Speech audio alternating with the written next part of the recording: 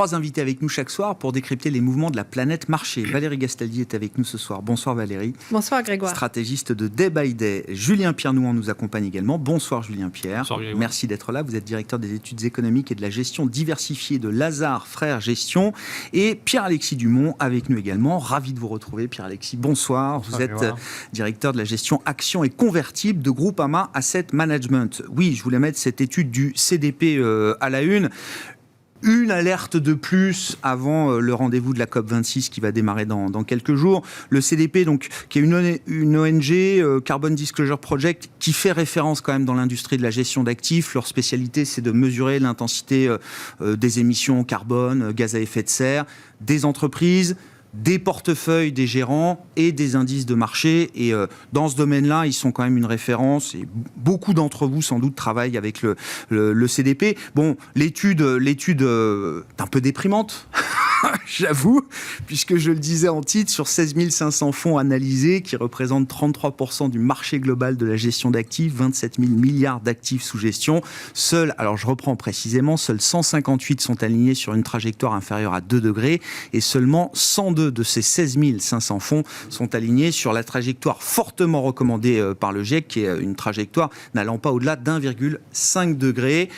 Donc la grande majorité des fonds sont sur des trajectoires alors à plus de 2, 2,5, 2,75 degrés même, et on ne parle que de la prise en compte des scopes 1 et 2 en termes d'émissions des entreprises dans lesquelles ces portefeuilles sont investis. Bref, personne n'est au rendez-vous des enjeux. Pourquoi est-ce qu'on en est encore seulement là, Pierre-Alexis ?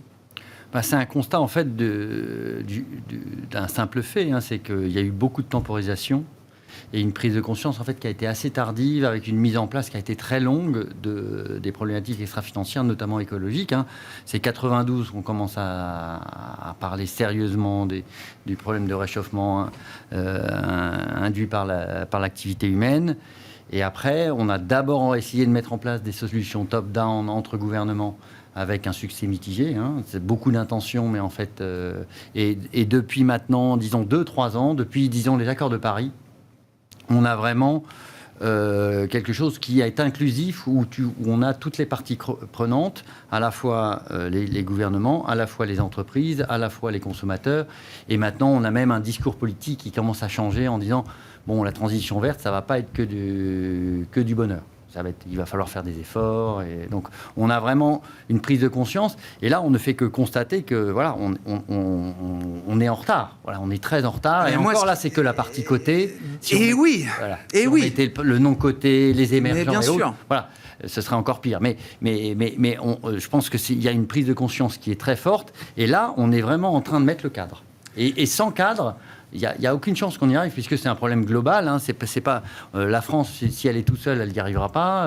Idem pour n'importe quel autre pays. Donc on est en train de faire un cadre avec toutes les parties prenantes, et on est en train de faire un espèce d'IFRS extra-financier en disant, voilà, l'écologie, on va mesurer ça, la part verte, on va mesurer l'empreinte carbone, et il va falloir que vos portefeuilles passent un certain nombre de critères pour pouvoir se dire extra-financier. Et c'est bien. Maintenant, voilà, vous dites les données et la capacité qu'on a, enfin que vous, investisseurs, avez à mesurer justement cette intensité carbone, elle est encore trop récente pour que ça puisse se retrouver de manière significative dans les chiffres. Parce que moi, ce qui me frappe quand même, c'est que, et on baigne tous dedans, le monde de la finance vit à l'heure de l'ESG, on ne parle plus que de ça sur le plateau ici, mais ailleurs. Moi, ce qui me marque, c'est que depuis 2015, entre les engagements, les intentions, effectivement, j'ai l'impression d'un écart abyssal. Oui, mais c'est pas comme appuyer sur un smartphone. Il faut mettre une réglementation en place. Voilà. Aujourd'hui, il faut savoir qu'il y a que 70% des entreprises cotées en Europe qui publient le scope 1. Je ne parle pas du scope 2 ni du scope 3. Ce scope 3, c'est 30%. Ouais. Donc, scope 1, c'est mes émissions directes. À moi, oui. Scope 2, j'intègre ma chaîne de fournisseurs. Et scope 3. Scope 3, c'est qu'est-ce que fait mon client final avec le produit ou le service que je lui vends. Exactement. Donc, et on a idem la trajectoire de degrés. Il y a 6 mois, il n'y avait quasiment aucune donnée. Il y avait 10% de l'univers couvert. Donc on est en train de le faire. Et ça va se mettre en place avec une nouvelle réglementation qui s'appelle la réglementation SFDR, voilà, et Transparency en Europe, qui va obliger les entreprises à publier un certain nombre d'indicateurs. Tout comme ils publient des indicateurs financiers, ils vont être obligés de publier des indicateurs extra-financiers. Et à partir de ce moment-là, vous avez une norme et vous n'allez pas pouvoir dire « moi, mon portefeuille, il est vert » et dire « bah oui, mais quelles sont vos mesures ?» Donc, on va commencer à objectiver les faits et ça va aller très vite après. Je vous garantis que dans un an, votre proportion, elle est très différente. Cette étude-là, vous dites, elle regarde d'une certaine... Alors, c'est une photographie instantanée, mais qui prend en compte le passé qui... Et le fait qu'on est en train de le mettre en œuvre. Voilà, c'est vraiment... Aujourd'hui, la mise en place de cette réglementation en Europe, c'est 2022. Voilà. Donc, et après, on aura les données, et après, il y aura une pression à la fois réglementaire, à la fois des consommateurs, à la fois de nos clients, pour aller vers ça, et c'est ce qu'il y a de plus efficace. Et en tant que, là, je vous mets représentant de l'industrie de la gestion d'actifs, mais on parle quand même d'une filiale de gestion d'actifs d'un assureur, groupe 1, vous dites, oui, vous êtes convaincu que les choses vont aller beaucoup plus vite. Si on refait la même étude dans un an, on ne tombera pas sur seulement 100 fonds de gestion collective alignés sur les accords de Paris. Nous, pour vous donner une idée, en un an, on a fait quoi? L'exclusion charbon. Voilà, donc, le producteur de charbon, développeur de charbon exclut nos portefeuilles. On a labellisé quasiment tous nos fonds. On a maintenant une dizaine d'indicateurs extra-financiers qui sont présents sur nos portefeuilles avec un reporting sur cette partie extra-financière. Donc, si vous vous dites... Donc, ça va vite, voilà. Et c'est en train d'être mis en place avec une logique de couverture qui commence à s'élargir de plus en plus, parce qu'avant, on n'avait que vraiment les secteurs carbo-intensifs où on avait un peu d'informations. Les autres secteurs, on a très peu d'informations. Donc, tout ça va vite, mais c'est vrai que c'est derrière tout un écosystème à la fois de fournisseurs de données, de méthodologie, et après, le dernier point qui est clair, c'est une cohérence internationale.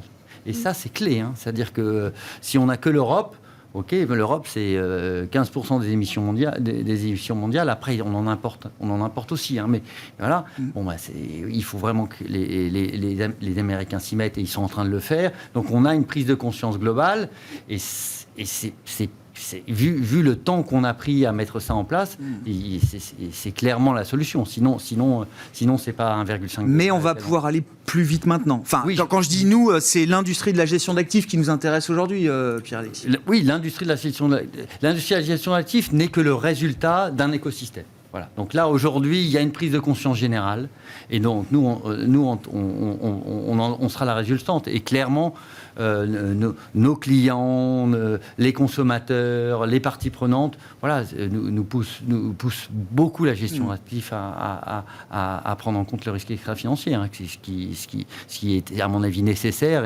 et ça se fait, à mon avis, un peu tardivement. Mais c'est en train de se faire, vraiment de se faire à vitesse accélérée. Ouais, comme le rappelle le CDP, effectivement, la gestion d'actifs, alors on est dans le monde, l'univers des sociétés cotées, bien sûr, c'est un proxy de l'économie réelle. Il y a une entreprise cotée sur 10 aujourd'hui, donc c'est encore une fraction de l'économie réelle dans son ensemble, qui est alignée sur une trajectoire 1,5.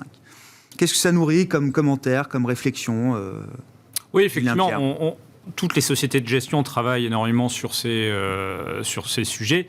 Ce qui manque aujourd'hui encore, c'est effectivement la donnée. Lorsque vous regardez le détail de la méthodologie du rapport du CDP, vous rendez compte que sur ces scopes 1 et 2, vous avez 2/3 des sociétés où il n'y a pas assez de données, et donc ils attribuent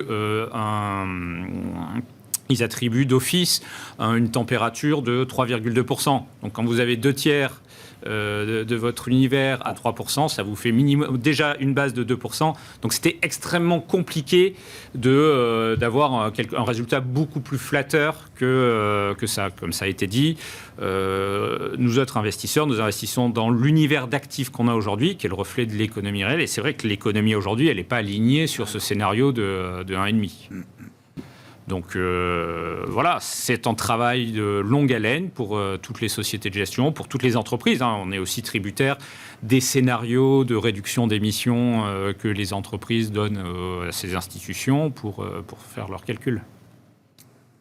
Est-ce que la finance sera le levier espéré pour la transition écologique. Alors j'ai un chiffre de l'OCDE qui est quand même une référence là aussi, qui estime le besoin d'investissement à près de 7 000 milliards de dollars pour atteindre une économie net zéro en 2050.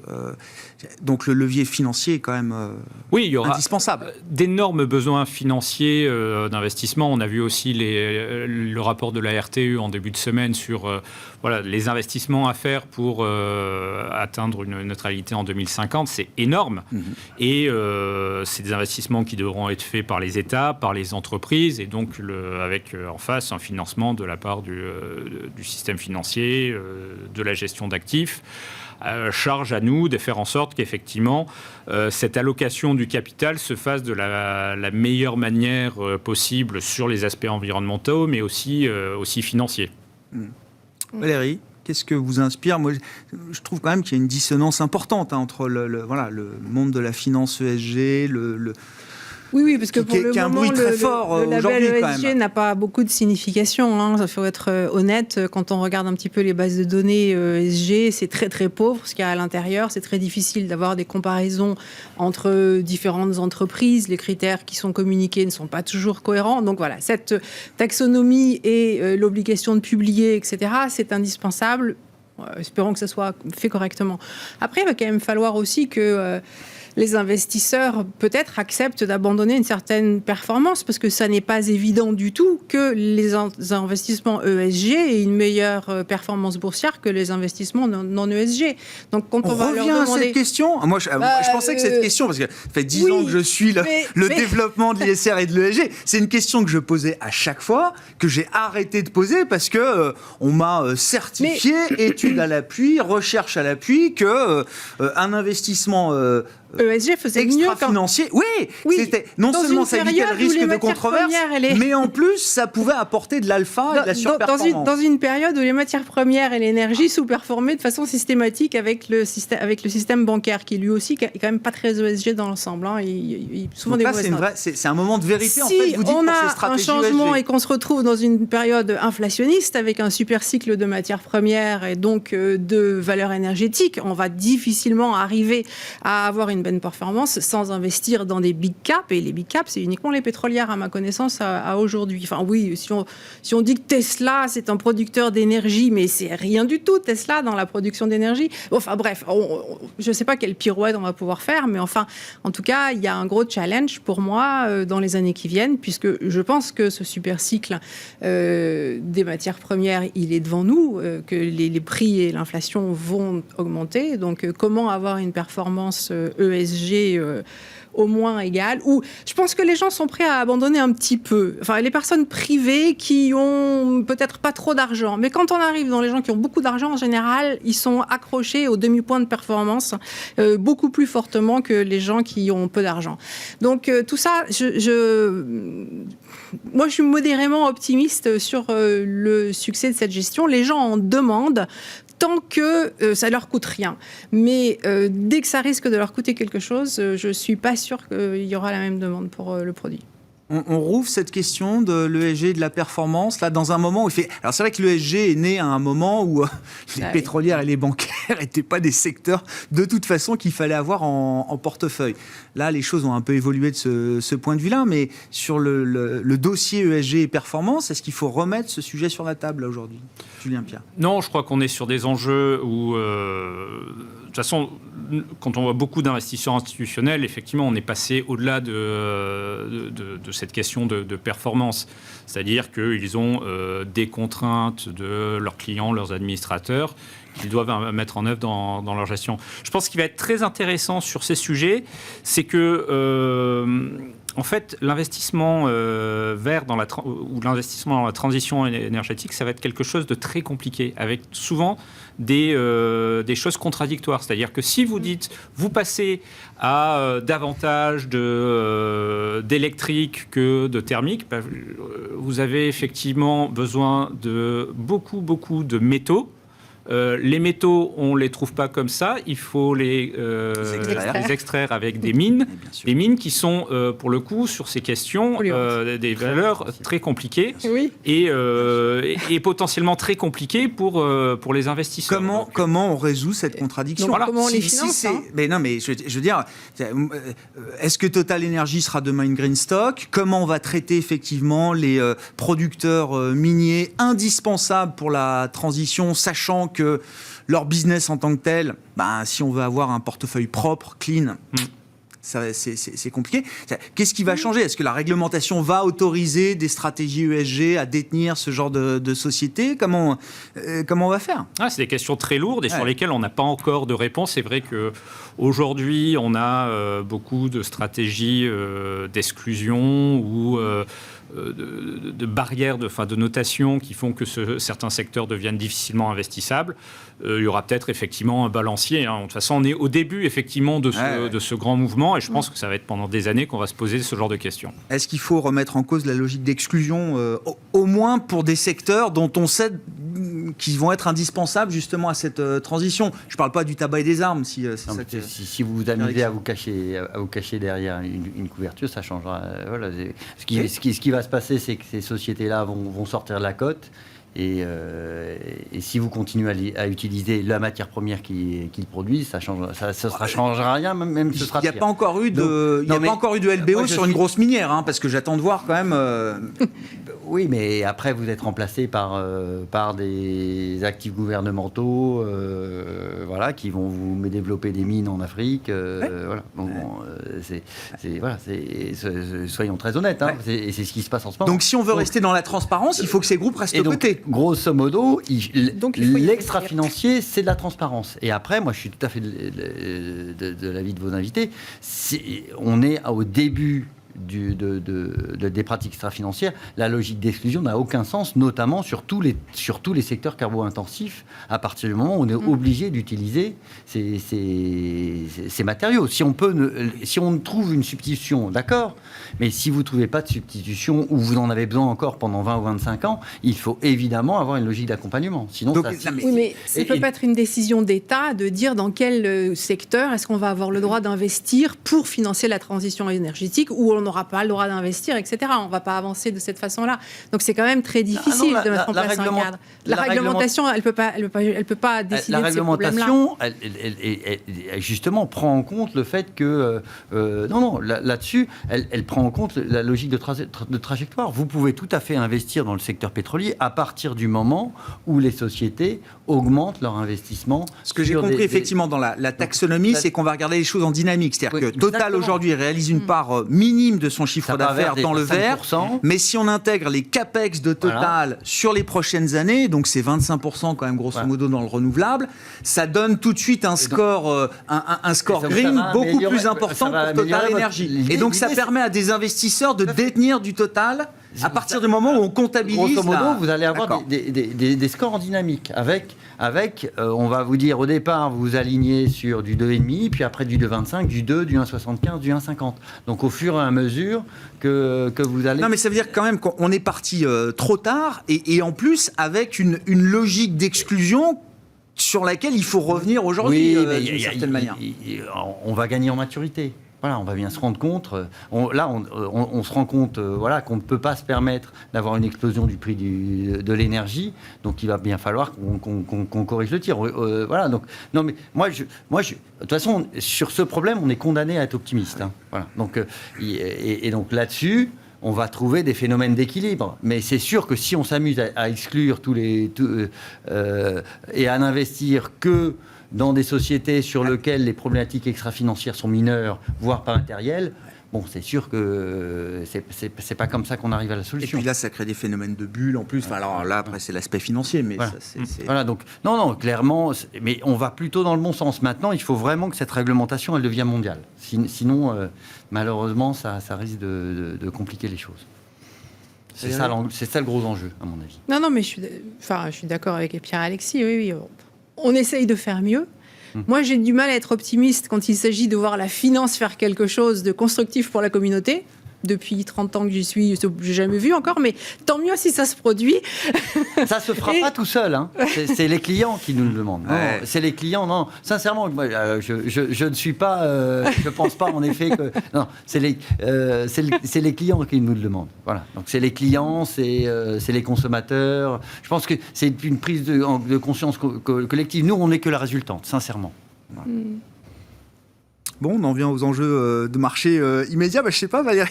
Donc, vous dites super cycle matières premières. Il faut toujours avoir du oil and gas. Il faut avoir des mines. Non, parce qu'on est dans une période où on ne sait plus trop, là, en fait. Pour tout vous dire, les indices sont revenus au plus haut. On voit les GAFAM qui sont quand même encore très solides. On ne sait plus trop sur quel pied danser. La dispersion, le marché n'est pas facile à lire. Ah, ça, on est d'accord. Oui, il y a une dispersion qui est assez surprenante. Et puis des changements qui sont très rapides et pas très cohérents les uns avec les autres. Moi, face à ma réaction face à des univers comme ça, où on a du mal à cerner clairement ce qu'en pensent les investisseurs, c'est de me dire que les investisseurs sont très partagés et que donc on n'est pas dans une tendance marqué. Ce qui veut dire qu'il faut plutôt avoir un comportement où il faut privilégier des stratégies de retour à la moyenne. C'est très difficile, les stratégies de retour à la moyenne, surtout pour quelqu'un comme moi qui suis vraiment... je suis né dans le momentum. Ouais, dans la tendance, oui. Mais justement, je sais que c'est ce dont il faut absolument se méfier dans ce type de période. Alors bien sûr, on a des marchés américains qui bénéficient justement, eux, d'un momentum qui fait qu'ils arrivent encore à aller chercher des nouveaux sommets. Mais a priori, ce n'est pas des sommets qui peuvent être suivis d'accélération importante. C'est des trucs qui peuvent durer quelques jours. Voilà, je doute qu'on aille beaucoup plus loin que la première semaine de novembre ou quelque chose de ce goût-là, sur la tendance de court terme qui nous a ramené au-dessus des précédents sommets. Alors qu'en Europe, on voit bien déjà qu'on n'a pas du tout surperformé. On est revenu au plus bas du plus bas de la sous-performance, en fait. On n'a pas encore fait de nouveaux records à la baisse, mais quasiment. Je précise que je tiens toujours compte... En relatif, en relatif, en tenant compte de la variation de l'euro. Mais comme il ne bouge pas en ce moment, ça ne change pas grand-chose. Voilà. Alors, on nous dit, les stratégies value... non, moi, je regarde le MSCI value, tous les indices value, ils sont aussi en très forte sous-performance. Ils ont à peine un petit peu rebondi, mais peanuts. Il se trouve juste qu'en octobre, on a les secteurs énergétiques et puis les banques qui se sont bien repris. Mais enfin, c'est quand même des secteurs qui nous avaient habitués à des sous-performances depuis, pour les banques, plus de 10 ans. Donc, ça reste là encore complètement minime. Et donc, tout ça, voilà. Alors, donc, on a soi-disant la value qui repart, mais les minières ne repartent pas. Donc, tous les scénarios qui nous disent on va avoir de l'inflation, ils ne sont pas si crédibles que ça. C'est pas franchement ce que les acteurs de place sont en train de privilégier pour leur portefeuille. C'est pas un oui franc et massif de la part de tous les... Non, c'est pas un oui franc et massif parce qu'en fait, il y a un seul truc qui est sûr, en théorie, mais qui ressort à chaque fois qu'il y a de l'inflation, que ce soit une inflation accompagnée de croissance. Donc, avec des banques centrales qui sont à la traîne, comme on sait qu'elles doivent l'être. C'est-à-dire tout ce qu'on appelle les scénarios réflationnistes qui sont super positifs pour la bourse. Ou les scénarios de stagflation, donc inflation aussi, mais avec une croissance en berne. Dans les deux cas, il faut avoir des actifs tangibles, donc notamment des matières premières. Et les matières premières, elles se sont très peu reprises. Elles se sont un petit peu reprises, mais elles se sont très peu reprises. Si on regarde les cours du fer et de l'acier... Ça commence à... Et voilà, alors... À un moment, ils étaient partis en sens opposé à cause de ce que la Chine faisait en termes de politique énergétique, etc. Mais là, l'acier a beaucoup rechuté et le fer reste à un niveau extrêmement bas. Donc, on voit bien qu'effectivement, on a quand même un problème de demande sur ces matériaux qui sont des matériaux vraiment de l'industrie de base, quoi, enfin de la construction. On est dans le lourd, là. C'est pas des matériaux pour faire des téléphones mobiles ou des batteries de voitures électriques. Donc tout ça, c'est vraiment... et puis, Sur les taux aussi, on a des courbes de taux qui sont beaucoup aplaties, etc. Donc, entre ce qui se passe sur les marchés obligataires et sur les marchés actions, il n'y a pas de cohérence. Voilà. Donc, moi, je pense que l'un dans l'autre, ça veut dire qu'a priori, on n'a pas des tendances fortes sur les marchés actions et que... ça peut changer très vite, quoi. Et que ça peut changer très vite. Ça va peut-être pas être catastrophique non plus, mais si on se dit... Enfin, ce qui semble quand même... possible, c'est qu'on passe par au moins quelques mois ou 12 mois de baisse de la croissance, parce qu'on a mis beaucoup d'argent dans tous les systèmes. Les taux vont pas baisser plus bas, ça c'est sûr. On se demande s'ils vont remonter, normalement pas tout de suite, mais en tout cas ils vont pas baisser plus bas. On a mis beaucoup d'argent dans les systèmes, on va pas continuer à en mettre au même rythme. Donc la croissance, est-ce qu'elle va en 2022 ralentir? C'est sûr qu'elle va ralentir en 2022. Voilà, donc on est plutôt effectivement dans un scénario de stagflation. D'abord, c'est plutôt les obligataires qui ont raison en général, plutôt que les gens du marché des actions. Et en fait, en stagflation, les actions, elles ont beaucoup de mal à avancer. Dans les années 70 aux États-Unis, ça a été de la volatilité, mais pas de directionnel. Stagflation, alors je ne sais pas, parce que stagflation, on va quand même avoir une croissance américaine, notamment l'an prochain, qui sera toujours au-delà du potentiel, a priori, même si on perd en vitesse. Donc on reste quand même sur un niveau de croissance qui va être décent de ce point de vue-là. Dans les années 70, le niveau de croissance, il était décent. Après, ça dépend de la croissance par rapport à l'inflation aussi. Combien on va avoir Julien Pierre, croissance, inflation, où est-ce qu'il faut être le plus inquiet aujourd'hui et pour 2022 ? On est dans un environnement en fait très particulier par rapport classiquement lorsqu'on parle des variations de la croissance. On regarde l'évolution des postes de la demande, consommation, investissement, dépenses publiques. Aujourd'hui, on est dans un environnement où en fait une des grosses contraintes sur la croissance, et on le verra sans doute demain dans les chiffres du PIB US, c'est ce qui se passe côté offre. La baisse de presque 30% des ventes de voitures aux États-Unis sur le troisième trimestre par rapport au deuxième trimestre, c'est pas parce qu'il n'y a pas de demande de voitures. C'est parce qu'on n'arrive plus à construire des voitures. Et donc, ça fait qu'on a un contexte assez particulier où, pour la croissance, ça veut dire aussi qu'on crée de la demande latente pour les prochaines années. Les gens qui n'achètent pas aujourd'hui leur voiture neuve, ils vont sûrement l'acheter dans 6 mois, dans 1 an. On a aussi encore beaucoup d'épargne qui n'a pas été dépensée dans cette fameuse surépargne Covid.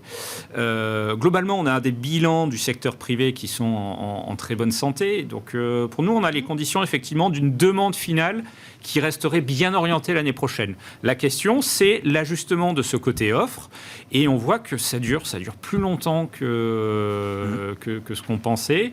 On voit que les entreprises, enquête après enquête, ont des gros problèmes de délai de livraison, des prix des intrants qui sont en forte hausse, du mal à recruter. Et ça, je pense que pour l'inflation, c'est la question la plus importante. Et si vous êtes un banquier central, vous pouvez vous dire, voilà, il y a un choc sur les prix des matières premières, ça va sans doute se tasser. Par contre, si vous commencez à voir que les salaires sont en train d'accélérer, là, vous vous rendez compte que vous avez quelque chose qui, d'un point de vue inflation, est beaucoup plus pérenne. Et c'est vrai que pour nous, les variables clés des prochains mois, ça va être vraiment l'évolution du marché du travail américain. Ouais. En Europe, on n'en est pas encore là. On le voit dans les négociations salariales en Allemagne en ce moment. Mais aux États-Unis, on a toutes les enquêtes sur les salaires qui nous disent que les entreprises augmentent fortement leurs salaires. On a les Costco qui, aujourd'hui, après avoir relevé si je me souviens bien, de 16 à 17, son salaire horaire est passé de 17 à 18.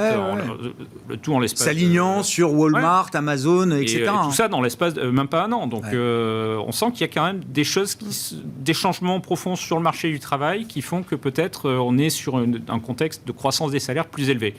Et donc, cette croissance des salaires, à un moment, elle se reflète dans l'inflation. Et donc, si c'est évidemment le marché américain qu'il faut suivre à tout point de vue, que ce soit pour les indices, pour la Banque centrale et pour le marché du travail, quand le marché financier dit le tapering de la Fed sera peut-être pas suffisant, il faudra peut-être aller très vite sur un début de cycle de hausse de taux, peut-être dès l'été 2022, on verra. On n'y est pas encore, mais vous dites, oui, c'est une probabilité à laquelle il faut s'ouvrir aujourd'hui. Absolument. Nous, on pense que lorsqu'on regarde l'économie américaine aujourd'hui, on a rattrapé le niveau d'activité de fin 2019. Si on est sur le rythme de croissance évoqué, on sera sur les économistes appellent des output gaps, donc une activité qui sera assez supérieure à la tendance des dernières années, donc plutôt génératrice d'inflation, et avec une politique monétaire où aujourd'hui on a encore une banque centrale qui achète 120 milliards de titres chaque mois et des taux qui sont encore au plancher. Donc la Fed pourrait monter ses taux en 2022 sans que ce soit forcément une erreur. Non, parce que l'économie américaine est sans doute prête à absorber des remontées de taux. Vous avez un secteur immobilier où les prix augmentent de 20% sur un an. La Fed peut pas, à mon avis, ne peut pas prendre le risque d'une nouvelle bulle immobilière. Et on l'a vu dans les derniers indicateurs d'inflation, c'est bien la partie immobilière à travers les loyers imputés, qui commence à entamer son rattrapage.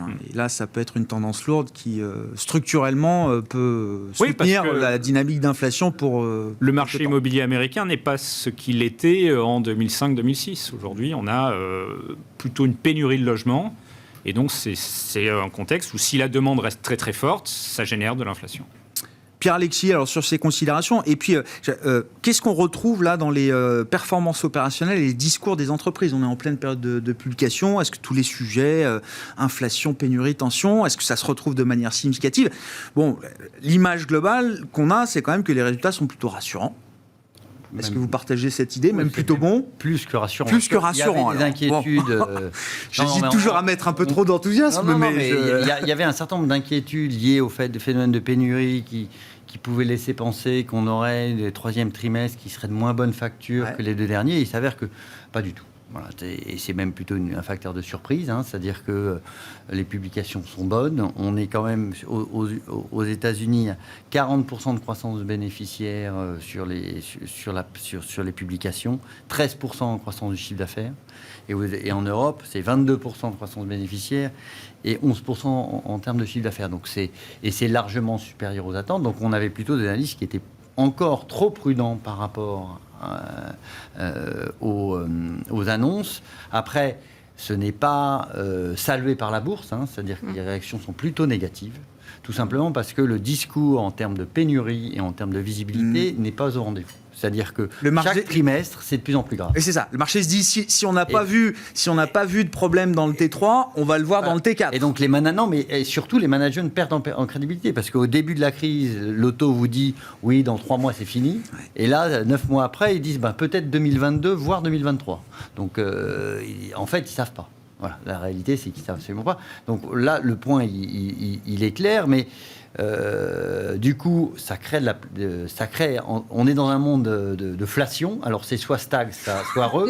Nous, on est plutôt sur la partie reflation. Pourquoi ? Parce qu'en effet, on constate qu'il n'y a aucun problème de demande, quasiment pour aucune chaîne de valeur. Voilà, on a beaucoup de demandes, il n'y a aucun problème. Nous, ce qu'on a du mal. Et en fait, ce qui fait la performance opérationnelle des entreprises, c'est l'exposition aux chaînes de valeur. Donc, si vous êtes le plus proche vous êtes de l'auto, le moins bien vous êtes. Voilà. Et donc le fer acier auto, et puis construction chinoise, voilà, donc immobilier. Voilà, donc, et par contre l'aluminium, c'est ça, dans le même temps ça prend ce que perd le fer. Donc on a vraiment du coup une vision de la pénurie qui crée en effet des dysfonctionnements assez clairs. Et sur la partie matières premières, avec des matières premières qui restent très très bien orientées, et des matières premières qui, elles, redescendent assez violemment. On le voit sur le prix de la pâte à papier, on le voit aussi sur la partie fer. Donc ça, c'est la première chose. La deuxième chose qui est claire, c'est qu'on a aussi maintenant un peu d'impact des coûts.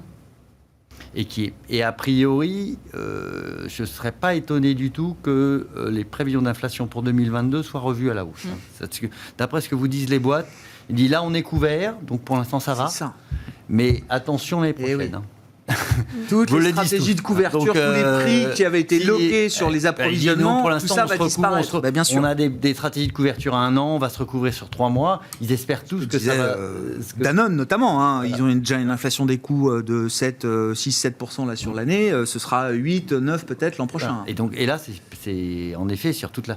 Et on commence à le voir sur un panel de plus en plus large. Voilà, là, on a eu quelques annonces assez décevantes dans le secteur des des capital goods, des biens d'investissement où on commence à avoir un des aspects de pénurie et deux des aspects de coûts qui commencent à mordre sur les marges. Et le troisième point, qui est clé aussi en performance opérationnelle, moi j'aime bien vous le faire à chaque fois, c'est Nestlé Danone. C'est le management, c'est les investissements. Voilà, ça c'est.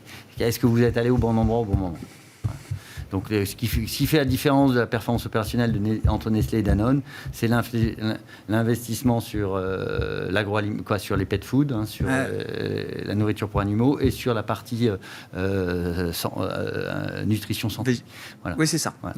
Et la différence, elle est quand même notable. Donc, vraiment, ça, c'est les trois grands axes. 2 axes plutôt court terme et un axe plutôt moyen-long terme. Voilà, c'est là où on retrouve. Et après, on a quand même des publications qui sont de plus en plus équilibrées, qui justifient, disons, une diversification. C'est-à-dire que vous avez des sociétés cycliques sur lesquelles vous avez des très belles publications qui sont, voilà, et à l'inverse, des déceptions. Et idem sur la partie croissance, où vous avez de temps en temps un certain nombre de sociétés, notamment quelques belles industrielles en Suède, qui avaient vraiment des croissances exceptionnelles depuis 5-6 ans, qui commencent à souffrir un peu, du ralentissement chinois, de la partie courte qui rogne sur les marges. Donc vraiment, ça justifie le fait d'avoir en effet